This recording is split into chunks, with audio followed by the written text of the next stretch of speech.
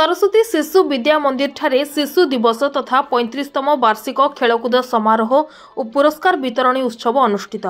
गजपति जिला पारलाखेमुंडी स्थित सरस्वती शिशु विद्या मंदिर ठारे आज गुरुवार दिन 9टा बेले शिशु दिवस तथा 35तम वार्षिक खेलकूद समारोह और पुरस्कार वितरणी उत्सव अनुष्ठित हो जाइछि।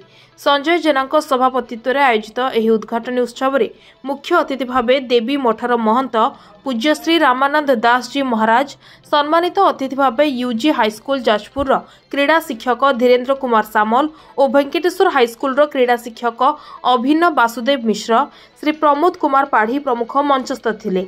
ଏହି ଅବସରରେ ବିଦ୍ୟାଳୟର ପ୍ରାୟ 500ରୁ ଊର୍ଦ୍ଧ୍ୱ ଛାତ୍ରଛାତ୍ରୀମାନେ ସ୍ଥାନୀୟ କଲେଜ ପଡ଼ିଆଠାରେ 2 ଦିନିଆ ବାର୍ଷିକ ଖେଳକୁଦ ସମାରୋହ ବିଭିନ୍ନ କ୍ରୀଡ଼ା ପ୍ରତିଯୋଗିତାରେ ନୈପୁଣ୍ୟ ପ୍ରଦର୍ଶନ କରିଥିଲେ।